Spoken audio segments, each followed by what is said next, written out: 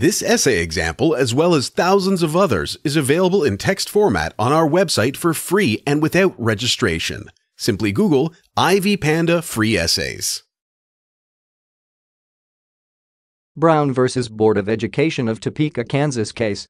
The 20th century saw the American education system faced with the issue of segregation, resulting in many students being denied the chance to attend schools of their choice on the basis of their race. During this time, schools adopted structured curricula that were not student-centered. With time, however, the American education system underwent a major transformation process. Today, the American educational curricula are not only student-centered, but also inclusive. In addition, different policies have also been passed in support of an inclusive education system. The passing of the No Child Left Behind Act, NCLB 2001, is also part of the educational reforms that were envisaged in the American education system. The policy was part of educational initiatives aimed at promoting education in the United States. The campaign has given all students equal educational opportunities regardless of their socio-cultural, economic, or racial backgrounds. However, high cost of education and income discrepancies among the Americans of diverse socio-economic backgrounds have been the major setbacks in ensuring that education for all is realized. The current research paper examines the Brown versus Board of Education of Topeka, Kansas case as a major turning point for the education system in the U.S.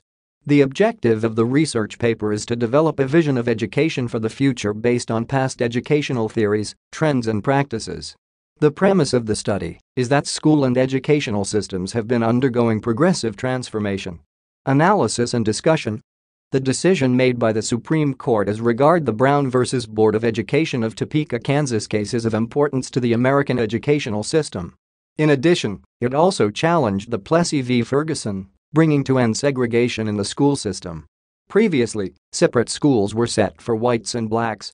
To encourage equality in school facilities and equal pay, civil rights activists and other human rights groups in America fought endlessly for change. In other words, the struggle for education for all started a long time ago and was part of civil rights movement in the U.S.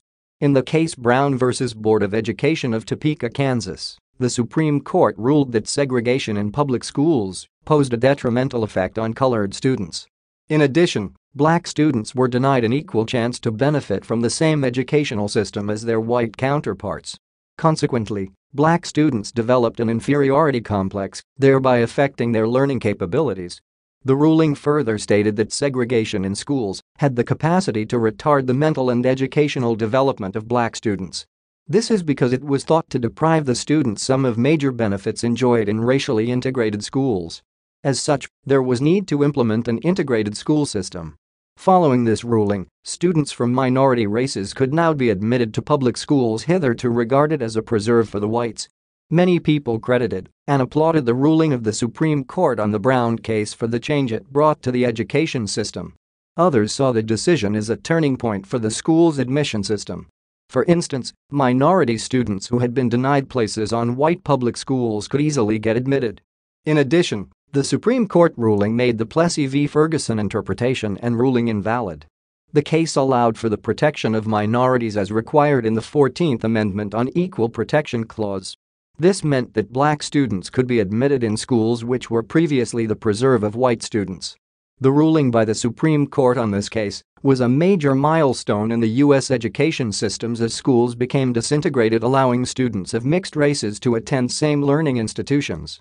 However, despite the recommendation to integrate minority students with white students, there still lacked a framework which specified an implementation plan for the proposed changes. However, this was a historical step towards full disintegration of public schools. Drawing from the Brown versus Board of Education of Topeka, Kansas case, it is important to note that full disintegration of public schools was a progressive act in the education system. According to Creamer, progressive education was initiated in the 20th century as part of educational reforms in public schools.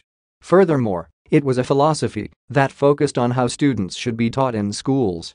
It was a response to the traditional way of teaching kids, which was very structured, dry, and authoritarian.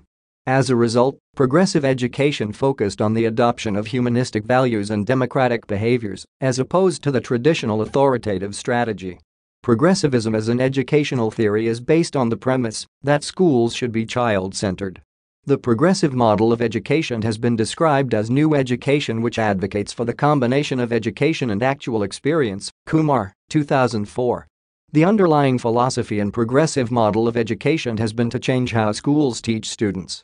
The education system has undergone tremendous transformation through the adoption of the progressivism philosophy, as progressive educators have helped students reach conscientization.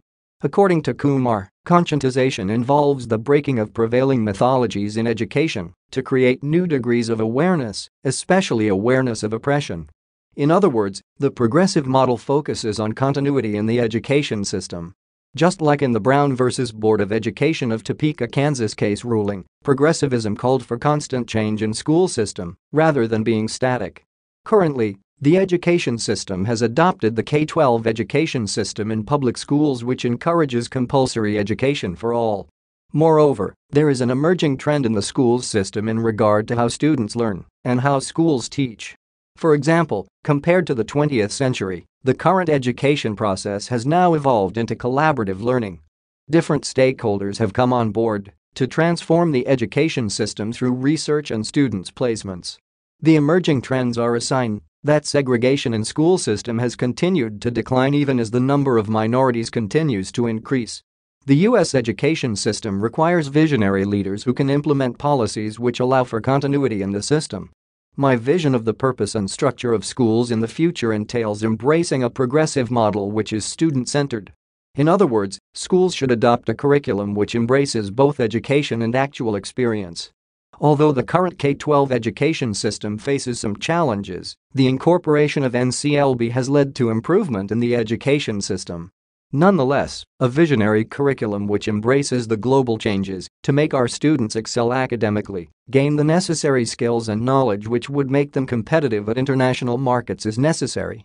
The future structure of schools has to adopt curricula and policies that allow for change, fosters the need for collaboration in different sectors, and integrates different learning styles and approaches.